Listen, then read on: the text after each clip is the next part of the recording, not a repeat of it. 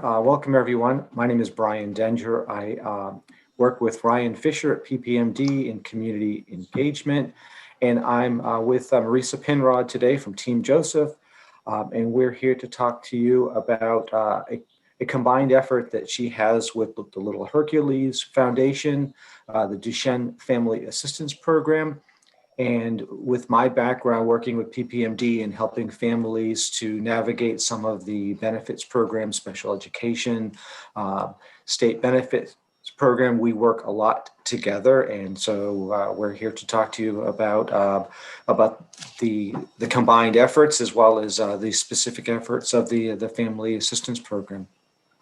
Welcome, Marisa. Thanks, Brian.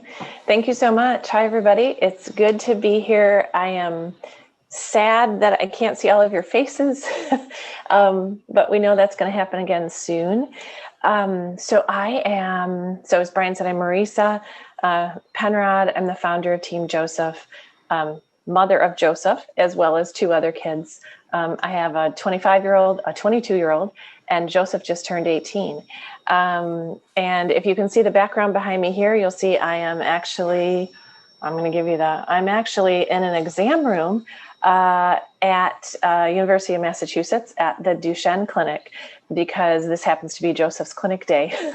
So the great staff here gave us an hour lunch break so I could, from Joseph's checkups, so I could do this presentation here today. So this is real life. I'm coming to you straight from Dr. Brenda Wong's clinic in UMass. So super excited to be here. Here's what Brian and I are going to do today. I'm going to give you an overview of the Family Assistance Program, the Duchenne Family Assistance Program. And then Brian and I are just going to kind of have a little conversation and share some strategies and some thoughts with all of you. What we do want to let you know is that we'll give you an overview. We'll give as much detail as we can on certain kinds of topics, but we're not going to be able to get into specific, case management questions with you. So what I would love for everybody listening to do is to, grab, if you have a pen, a paper, whatever, however you take notes, write some notes down. You can reach out to any of us afterward if we just can't cover everything, in the short time that we have together. So real quick, you see this first slide. We're talking about the Duchenne Family Assistance Program from my end, but of course, Brian is going to share his experience and what PPMD does to support the community as well. The Duchenne Family Assistance Program is a collaboration between Team Joseph and the Little Hercules Foundation. Little Hercules was founded by Kelly Maynard. Kelly and I have been Duchenne friends for years, and we both saw a need in the community that we wanted to kind of put some structure around and formalize. And so both of our organizations, we fund research. We've both worked with PPMD for years and collaborate together. And so Kelly and I decided to launch the Family Assistance Program. It's going on over 2 years, almost 3 years coming up here. So Stephanie, if you would just switch to the next slide for me, I'm going to give you some basic overview of the program. And then I'm going to talk about a specific case so you guys can see how we operate and how we work. So here are some of the things that we help with. I'm here in clinic right now because I'm fortunate enough to be able to travel from Michigan, where I live, to outside of Boston to see Dr. Wong with Joseph. But a lot of people aren't. It's a big stretch. So we believe very much that families should have the ability to go to a multidisciplinary Duchenne clinic. I have a real strong personal philosophy that caring for a child with Duchenne should not be what I call pay to play.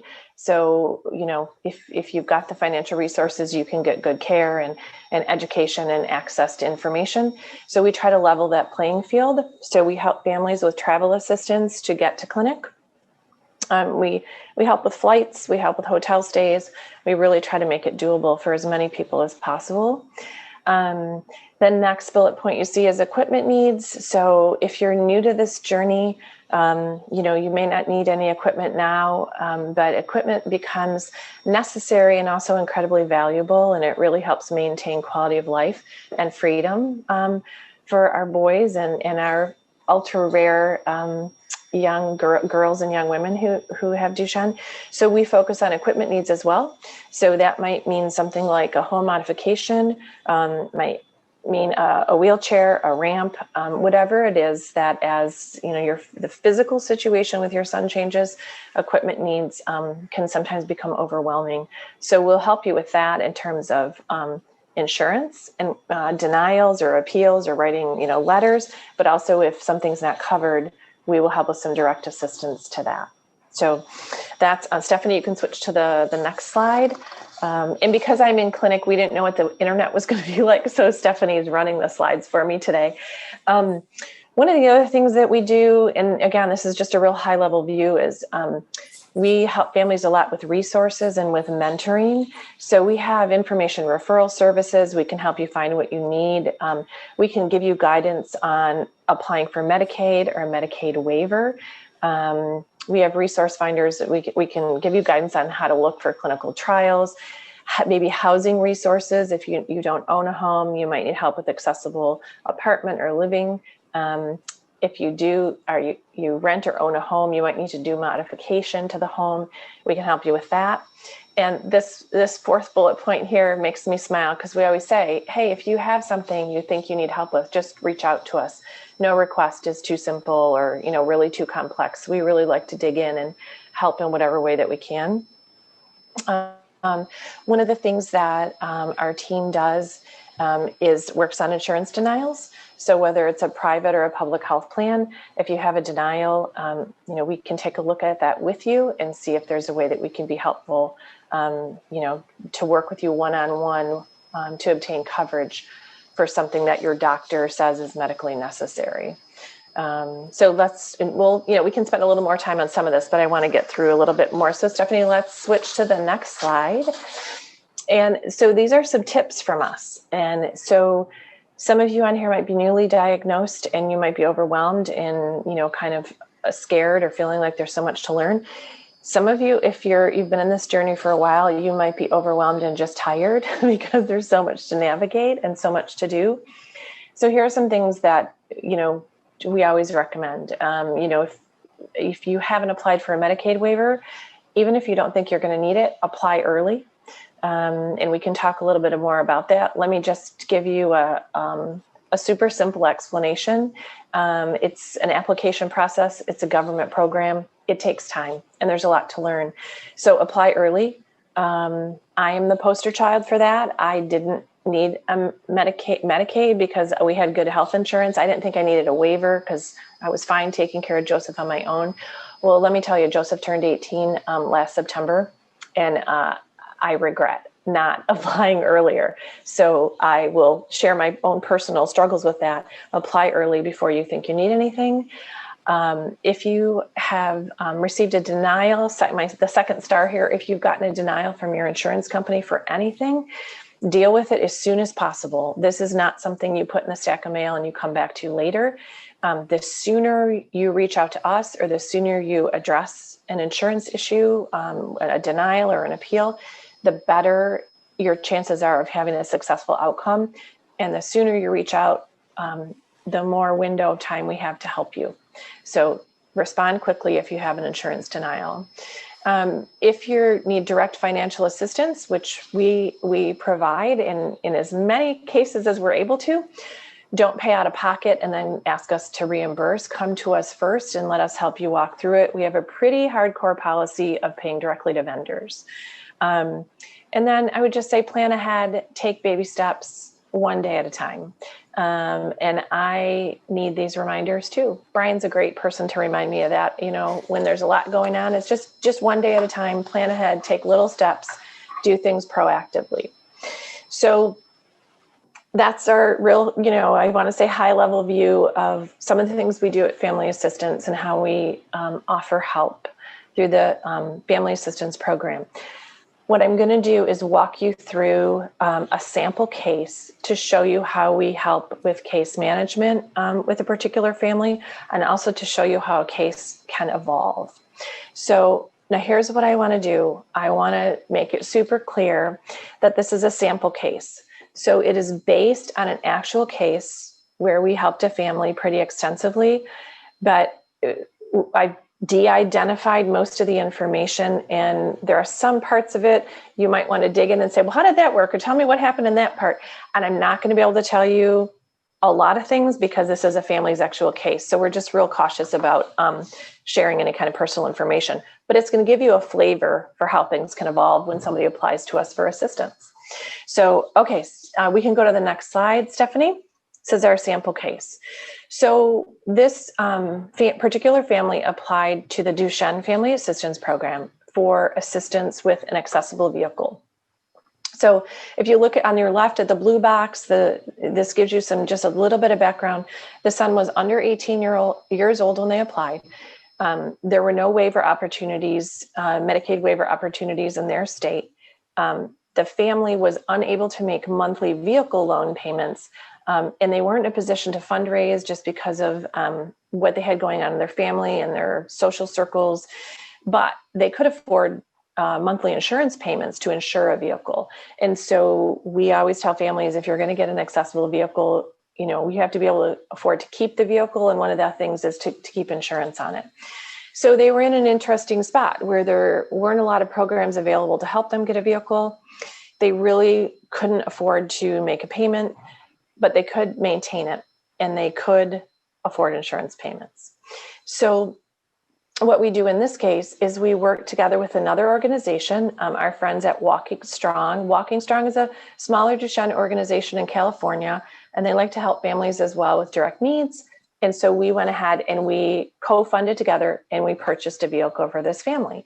So if you look at the family applied for assistance for the accessible van, and so if you just looked at this slide, it would look at, okay, hey, this is done. The case is finished, right? So they applied for assistance. We kind of looked at what was available, figured out what wasn't available, looked at how we could help. We were able to get this family a van. But that's not all that happened. So let's go to the next slide. So next on this, we had the opportunity to make a visit to the home. For a couple of different reasons. And I was actually there, and Doreen, some of you who know our program have spoken with Doreen Polgini on our Team Joseph side of the program. Doreen and I were able to go. This is a family actually in Eastern Pennsylvania. So we were able to go visit. And when we were there, we discovered a desperate need for bathroom modifications. So a lot of us think we need a bathroom modification, and we do.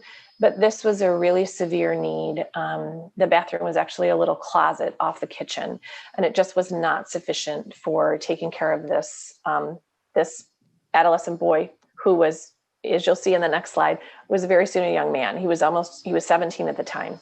So we saw this need, so we talked with the grandparents about it. He lives with his grandparents. And, we said, hey, we're kind of noticing there's an issue here. Would you like us to dig in and help you with this? And they were just overwhelmed with gratitude and excitement about the potential to get some help with the bathroom. They just didn't know help was available. So they had started working with a state agency that provides assistance to individuals with developmental disabilities. From that agency, there was a nurse assigned that was assisting the families, that family, with resources and services. And so where it stood at the time was that a contractor had gotten involved and was giving them a quote from the bathroom modification. So what I'm going to do in this case is I'm going to pause right here. And what I want to tell you is that it's different in every state. So when we say a state agency, don't get hung up on what's the name of it, what do they do, because it's going to be different in every state. That is the struggle and the nuance with programs that are out there.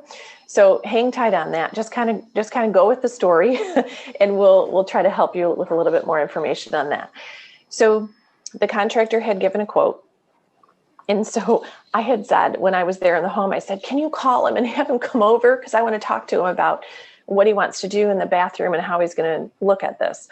And I'll explain why. You'll see a slide later, and I'll explain why I was really on top of that. So let's switch, Stephanie, to the next slide. So we gave this boy a name. This isn't his real name. We're calling him Ricky. So by this time, he's now 18. So we went through the application for the van. We helped the family get a van. He's now 18. We see the need for a bathroom mod.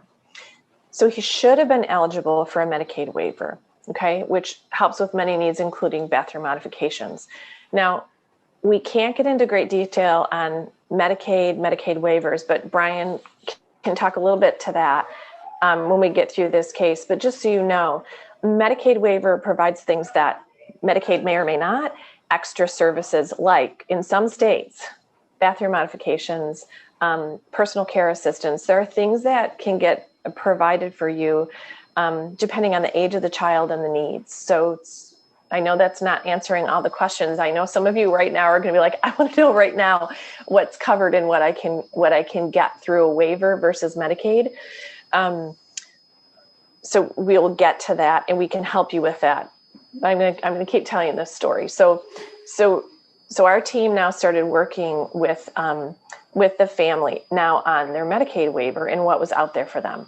So on our program on the team, Joseph, like our team works a lot on the direct assistance and, resources and co-funding things with other organizations and individuals.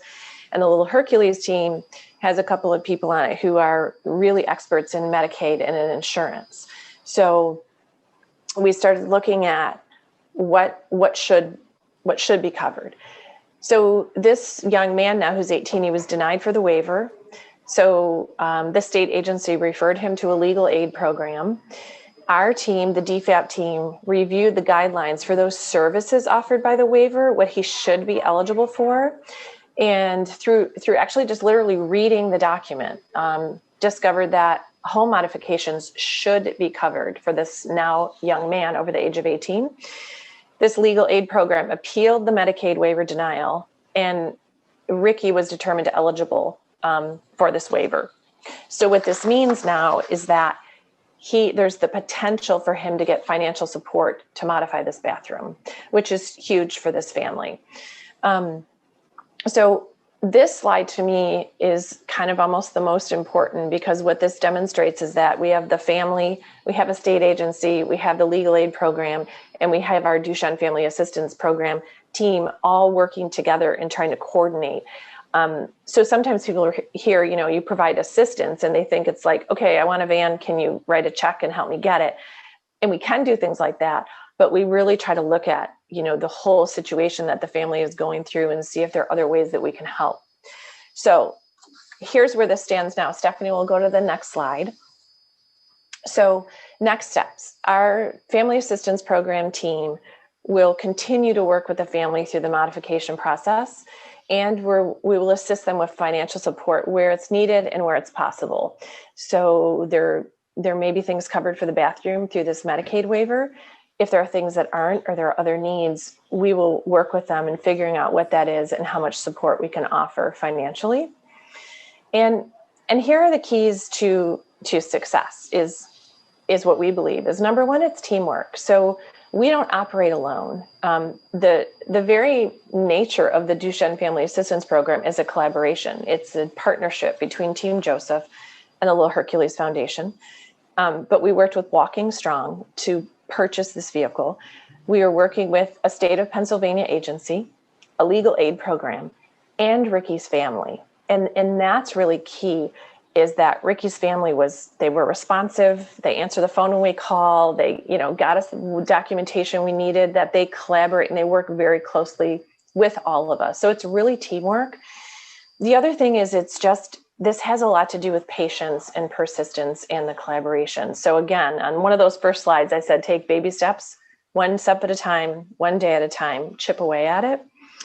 The other thing, we think is the key to success is, in our Duchenne Family Assistance Program, we don't have an application window where it's, once a month you can apply or once a year. You can apply 24/7, 365 days of the year. And if you flag that application as an emergency, we will respond pretty immediately. So don't do that if it's not really an emergency, because I will get out of bed at 11 o'clock at night, as will Doreen and Jen and Amy and everybody else on the team.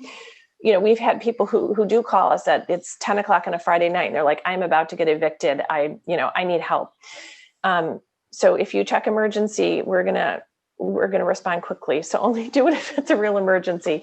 But there's no window for applications because, stuff happens, right? And we don't always know when the needs are going to come up or when we're going to get an insurance denial or our van is going to break down and we need help with a new, I don't know, catalytic converter. I don't even know if they even have those anymore, but you know what I mean. So the other thing that we think are the keys to success is just comprehensive case management. So we have case managers. We work with the family to, stay the course, to educate them and to empower them beyond the initial application.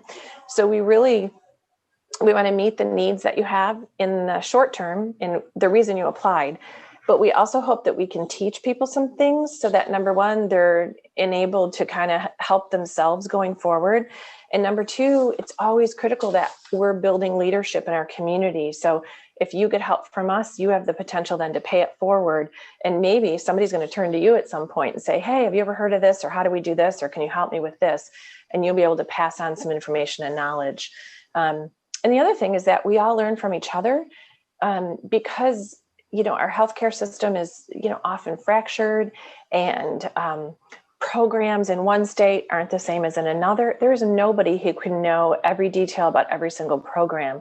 So we're also very grateful to the families we work with when they're pretty well educated and they dig into their situation so that we can ask questions and learn from each other.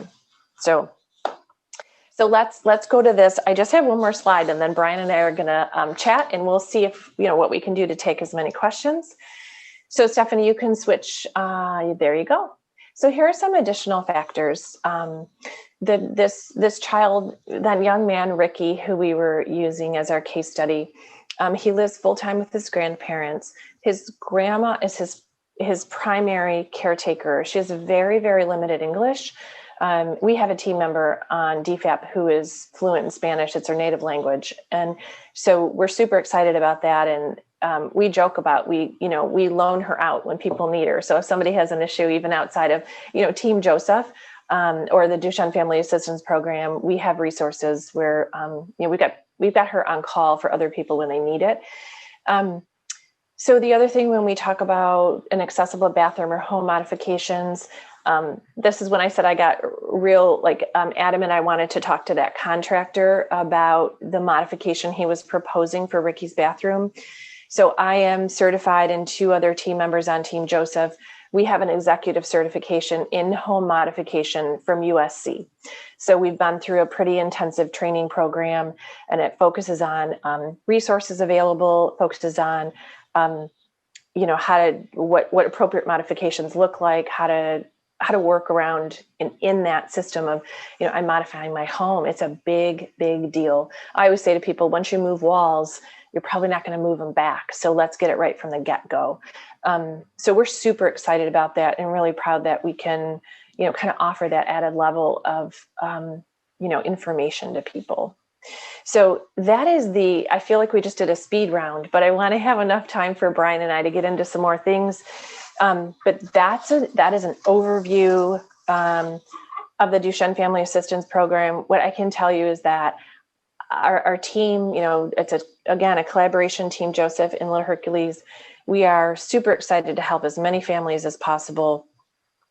We've helped hundreds of families. Last year during COVID, we probably helped, I think we're up to 600 families with emergency assistance. We're not afraid of the, tough questions and difficult situations. Quite a few of us are Duchenne parents. We have some people on our team who aren't Duchenne parents because we think they're important too and bring good perspective. But a lot of us, we live this life. So we are just one of you who wants to help in as significant a way as possible. So that's my quick overview. Brian, I'll let you jump in and add anything you want or ask questions, and then we'll kind of we'll chat as we see questions. Great. So I'll start with a quick analogy. So Duchenne is often described as a multi-system disorder. And in the medical field, it means all the body systems. But actually, it's bigger than that. The multi-system, the multifactorial aspect affects every member of the family. It affects every part of life. And so that's why a collaboration like this is exceptionally important because, as you described, there are more factors that enter a person's life than just the immediate needs that they identify. And some things can be answered by private insurance. Some things may need state benefits. Some things may be able to be handled by an IEP, a special education program at school. So getting people who are knowledgeable in those areas is what's important to support families. And that's why the several of us work together. My segue into this arena was with my own sons who have Duchenne. I had a son, Matthew, who was going to a parochial school, and the school was inaccessible. I did a fundraiser, or attempted to do a fundraiser, to make the school accessible so he could continue going with his siblings. And through that unfortunate, I won't go into the details of it, but it was a failed effort because of uninformed administration. I had to learn about special education, and that was my segue into this. The more I learned, the more I realized this information is invaluable to the community. And so what I do with PPMD is I help families to develop their self-advocacy skills, whether it's determining what may be needed in a 504 or an IEP plan for an individual with Duchenne, whether it's helping them to look at the various state support programs. Those are the types of things, and I work with Marisa, and I work with Kelly all the time in trying to identify these things for families. So we had a question earlier regarding what is a Medicaid waiver, or what does it do? And that's a really good question, because Medicaid is a partnership between a state and the federal government, providing insurance or supports to individuals based on need, based on criteria that the states and the federal government agree to. Because there are 50 states, and because they all work independent of one another, each of those states' programs could be exceptionally different. One of the things that I've learned over the years is that depending where you're living geographically, some states' programs can be exceptionally generous, while others are not. And what may be available in a neighboring state is going to be considerably different than where you live. Many families misunderstand that, and when they're providing information via social media, where you should do X, Y, and Z, it may be relevant within their state, but it may not be applicable. So what do these programs do? Well, they oftentimes, if you'll hear the term Katie Beckett or medically fragile programs, and those provide typically health insurance to an individual that meet an eligibility criteria. They're a needs-based program. There is a financial element to it, so that families who have very modest income will be covered. But when you're talking about a waiver, those are programs that are provided excluding or not looking at the family's income. The basis for those eligibility are on the individual that they intend to cover. So they look at income and assets for that individual, and if they fall below that threshold and they're going to be covered, then they look at what is the disability and what are the impairments, and do they meet those criteria as well.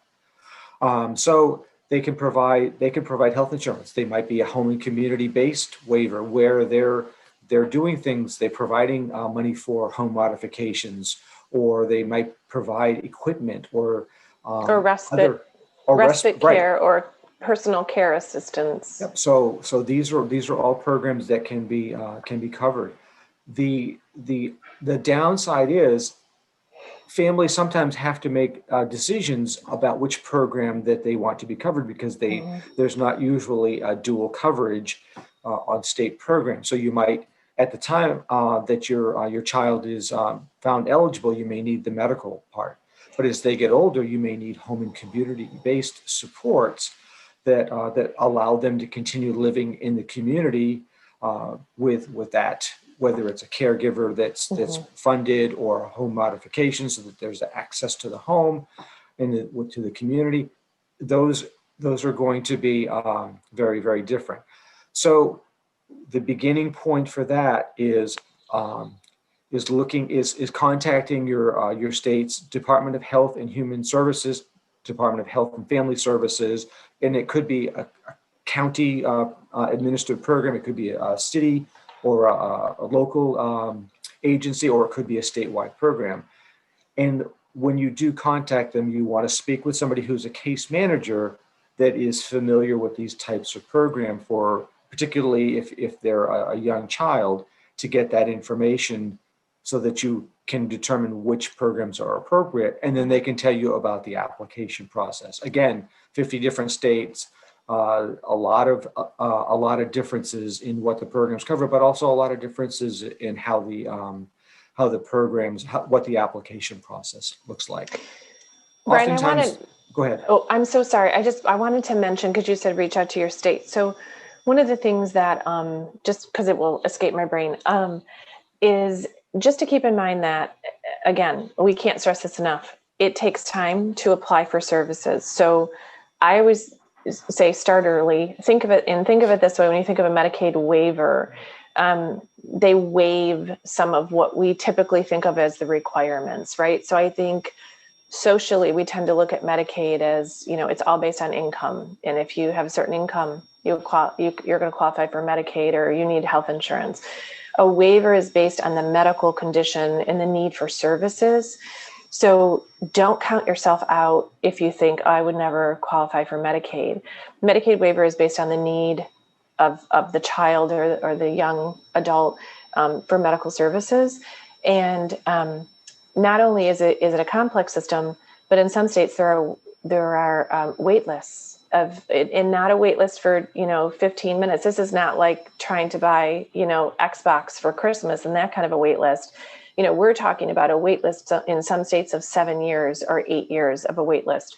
And I don't say that to be discouraging or to scare you. I say that to be encouraging, to say go ahead and get your name on the list. And what I would recommend to everybody who's listening in or who rewatches this at some point, do not feel like you have to understand everything before you get started.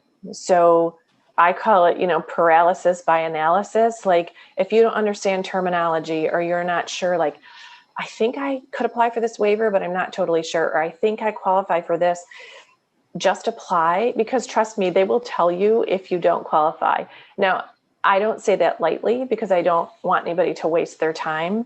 But if you have the documentation ready to apply for one thing, just apply for what you think you should be able to qualify for. The other thing I will tell you is, of course, you can turn to the Duchenne Family Assistance Program. It's just DuchenneFAP.org. You can call Brian. The other thing is you can try to talk to your social worker, your clinic. I will tell you that programs change regularly. So here are the challenges.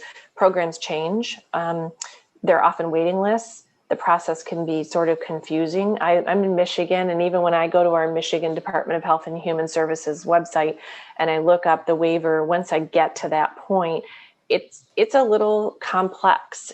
Sometimes people don't use consistent terminology.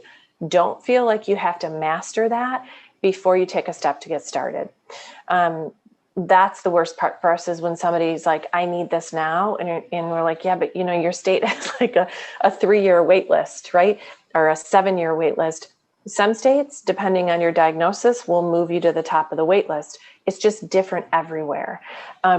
So I would say talk to each other to get encouragement and support.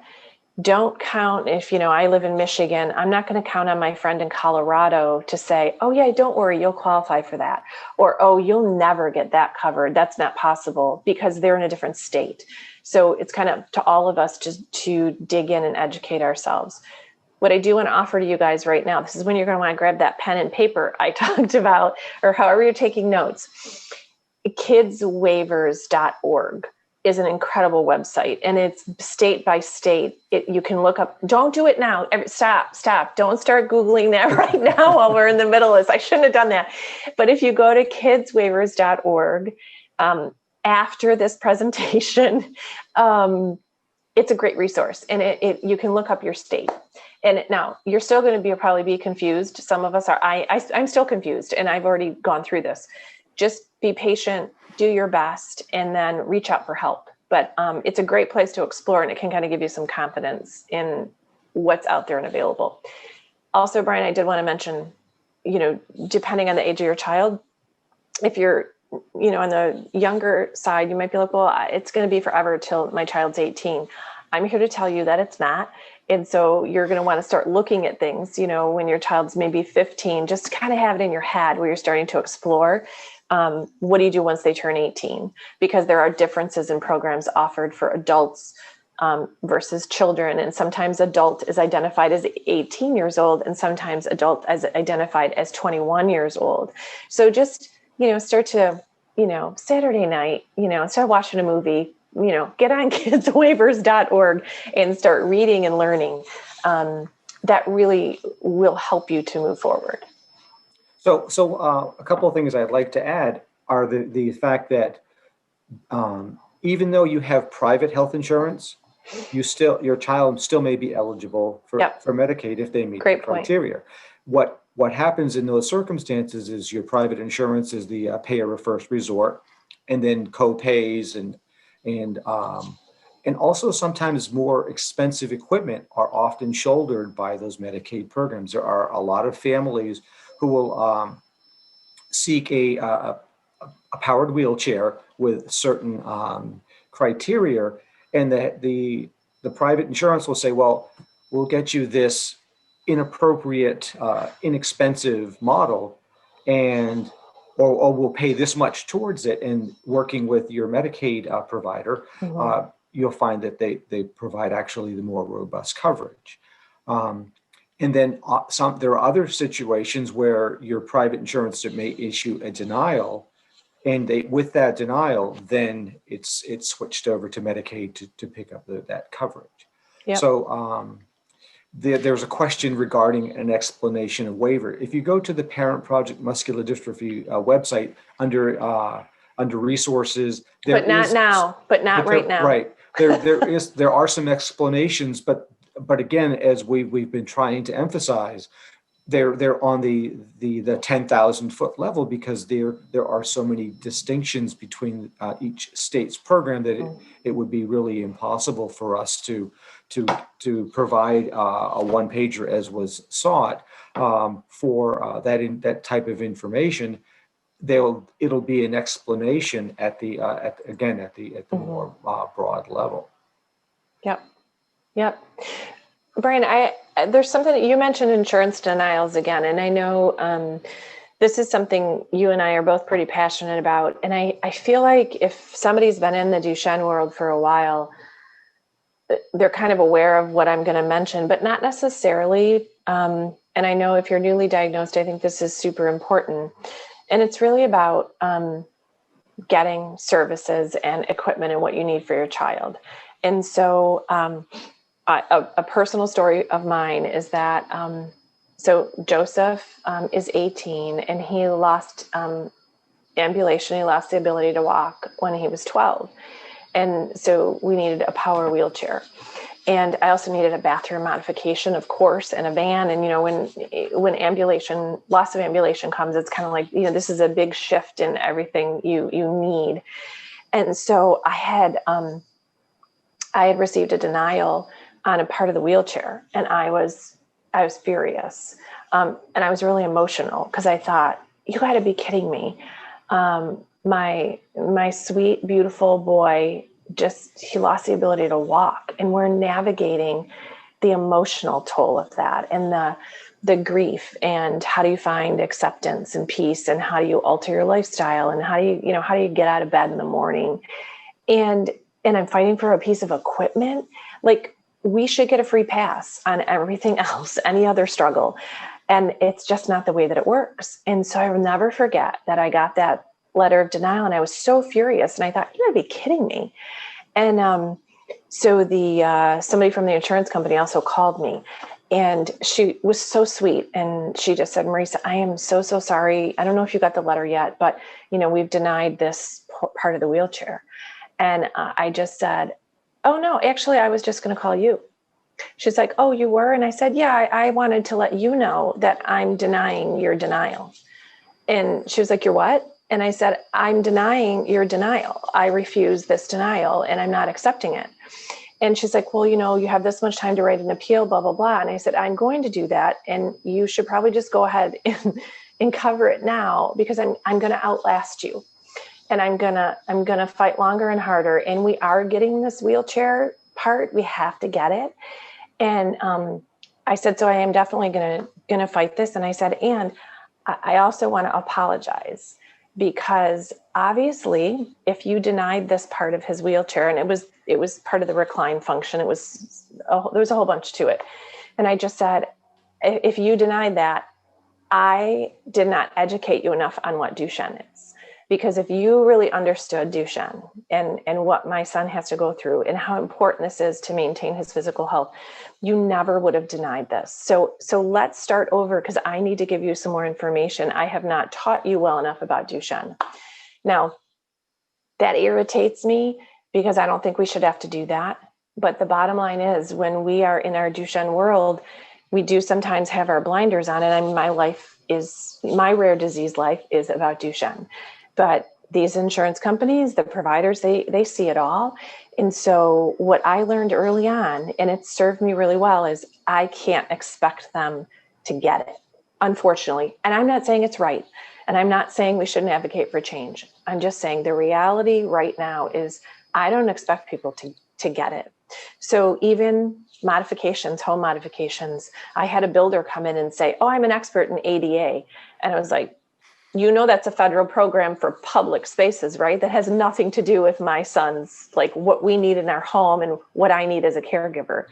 So we have to be our own advocate, and we have to also educate people. And again, I wish we didn't, and I don't want to have to do it, because there's other stuff I'd like to do, like, I don't know, read a book, not about Duchenne or insurance, but we do have to do it. So my encouragement always is, ask questions, advocate, but try to do it in a productive way so that you're building relationships and friends as you're going through all these things. Like, if you think about everything I just talked about with the Duchenne Family Assistance Program, travel to clinic, oh my goodness, like, we talk about flying with a power wheelchair.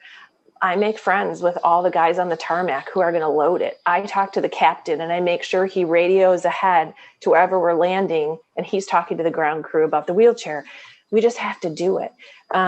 Insurance. I call my insurance company before I need something, like, hey, FYI, we're looking at hospital beds, so buckle up, because it's coming and we're going to get it.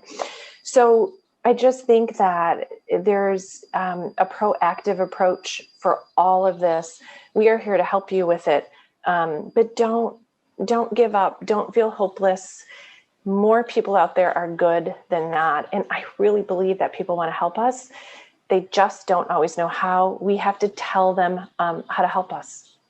That's my belief. So I think, Marisa, that it's a lot like explaining to people the condition, about the condition. To close friends and family, you go into a lot more detail than you will to somebody who's just in passing on the street.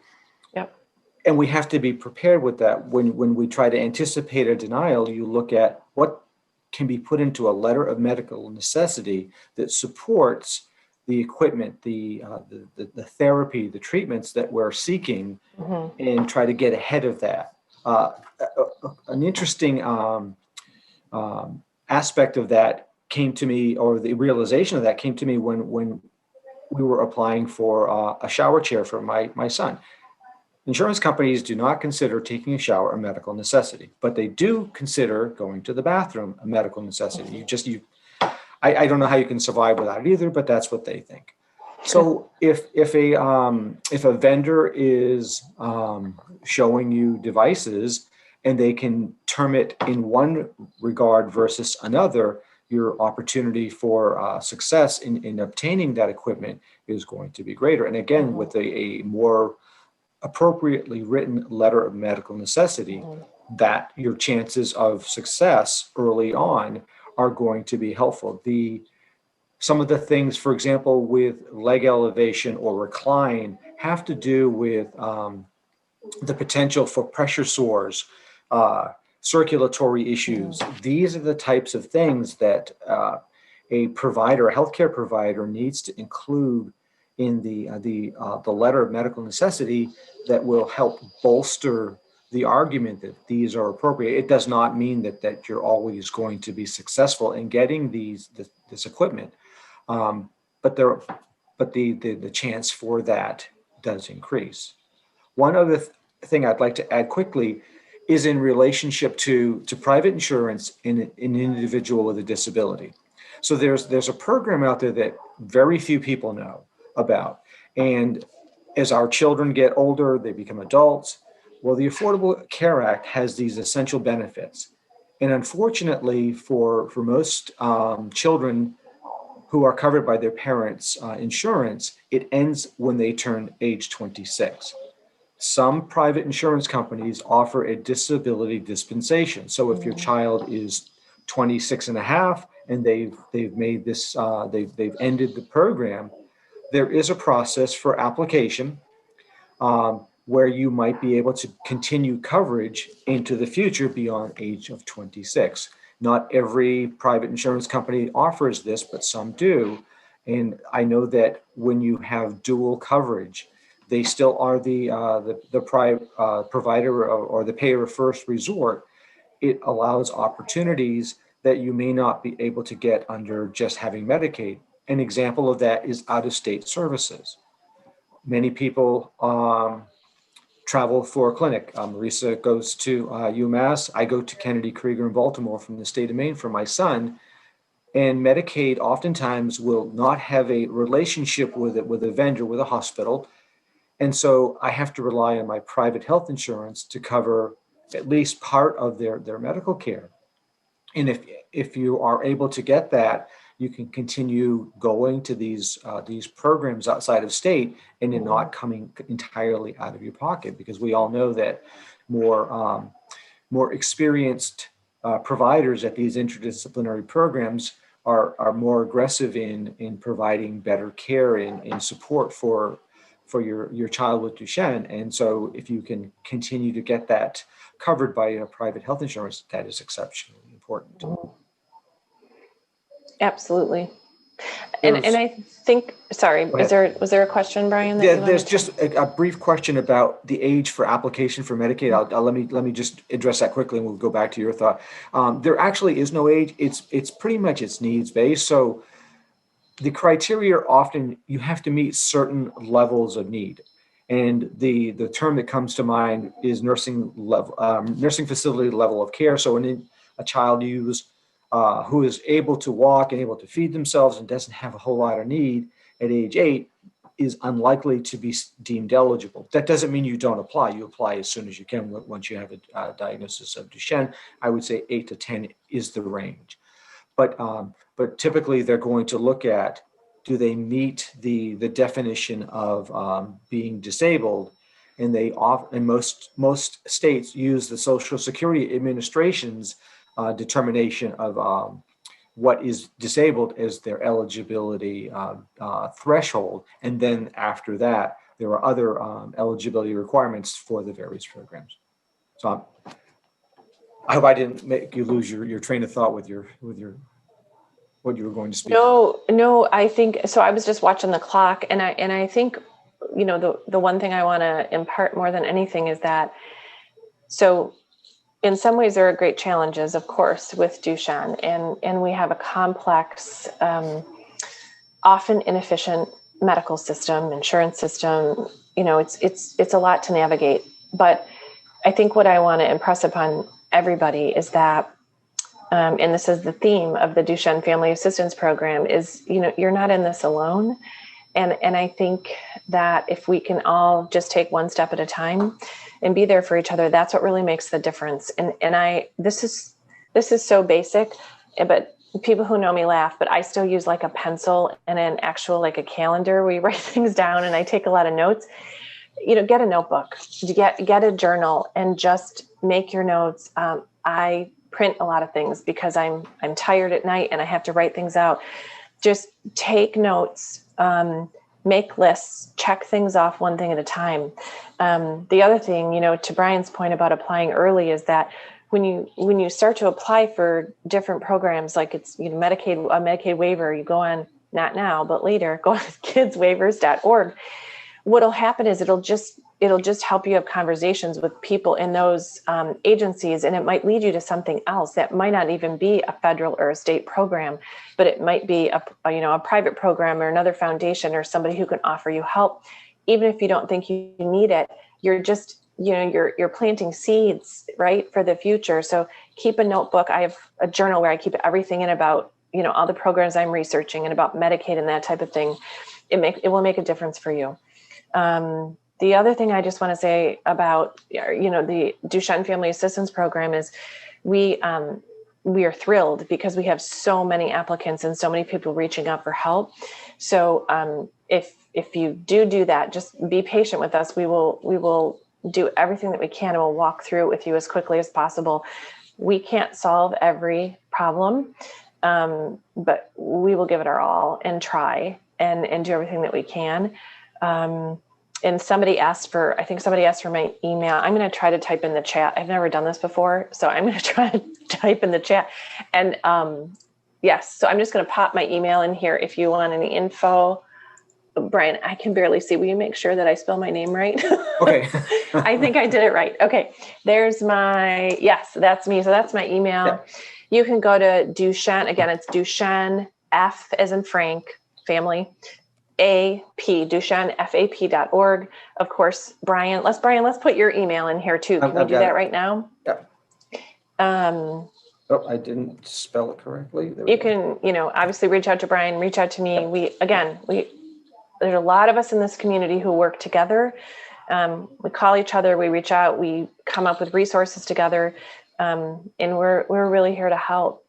So in that same vein, most states have programs for family advocacy, and they may not be Duchenne specific, but these are people who understand the jargon. They understand the difficulty in understanding these programs, because while they may not necessarily be intentionally difficult to understand, applying for Medicaid, applying for state benefits will be frustrating. You can look at things like your state's protection and advocacy organizations, which are also called Disability Rights Center. If you go to Parent Project Muscular Dystrophy's website and go under the state-specific resources site, there's a list of all those for each state, those protection and advocacy organizations. You may not need they typically provide legal assistance, but on their websites, they'll have these resources available. And you can at least call the office and say, look, this is what I'm looking for. I need some help in developing my advocacy skills. I need to speak with somebody local who understands the system. And they can oftentimes either set you up for a training or help you find a training or find you with a volunteer advocate who can help you to navigate some of these programs. And I think those are vitally important. So, you choose all the tools that you can and you put them into your toolbox and you bring them out as you need them. Mm-hmm. But you can't learn how to use them without some assistance, and those are some of the ways that are doing it. And eventually, you get to the point where you're understanding it better, and you can become a more credible assistant to somebody within the community locally, and help them to understand how the process works. Because you train yourself, then you train somebody else, and it just reinforces what you've already learned, and you're helping the community as well. So Brian, I'm just looking at, it's 2:25, right? We just have, yes, we're 2:30. So, and I am, so for those of you who joined us late, I am coming to you directly from the Duchenne clinic at UMass. I'm here with Joseph. He's at his checkup with Dr. Wong, and she gave us an hour lunch break so that I could do this presentation. So I know I have to stay on schedule. I'm sure all of you need to as well. And we have other sessions coming up for PPMD. but you're a quiet group today. So either we've answered all your questions or we've completely confused you and you don't know what to say.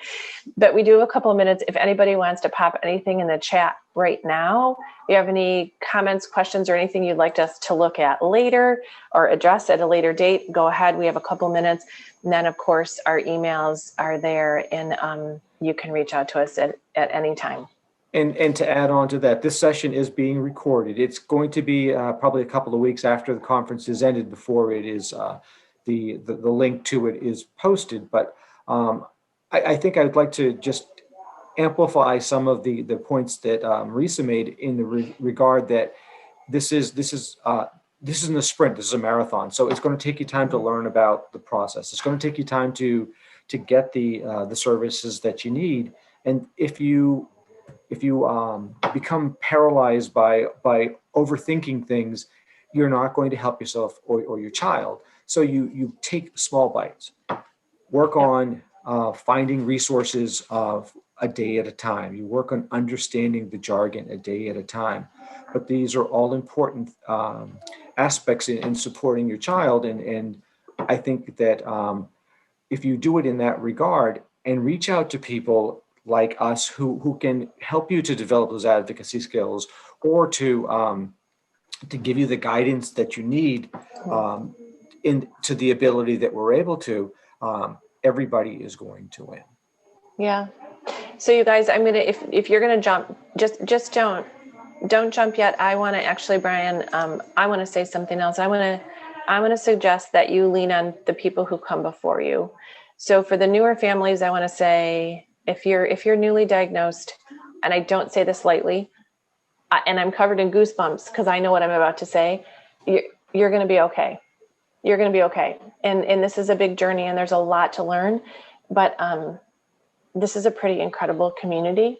I don't know how you all feel, but I'm going to make myself cry. But lean on the people who come before. And for me, Brian, you're one of those people. Brian and his family, they were the very first Duchenne family I saw at my first Duchenne conference. And I remember watching Brian's gentle, calm, wise demeanor. And I thought, I can do this. Well, and there was a family before us who gave yes. us, so absolutely. And so lean on people. Don't be afraid to lean on people and be open and honest. I mean, I'm coming to you guys from an exam room, and just take one step at a time and know that there are so many resources here to help. And we're so excited to be able to help you. Well, thank you, Marisa. There are just a few accolades at the end, and to keep you on your appointments, I think we'll go ahead and end this. Again, I can't thank you enough for all that you and Kelly do, and the collaboration that we're able to do. So you too, hope the Brian. rest of Joseph's appointments go well. Your travel is safe. I spent a couple of days in Gloucester. I hope you get some lobster or whatever that you're looking for in Eastern Massachusetts. Seafood is excellent. But always wishing you well, and thank you very much. Thanks, everybody. All right, take care, everyone.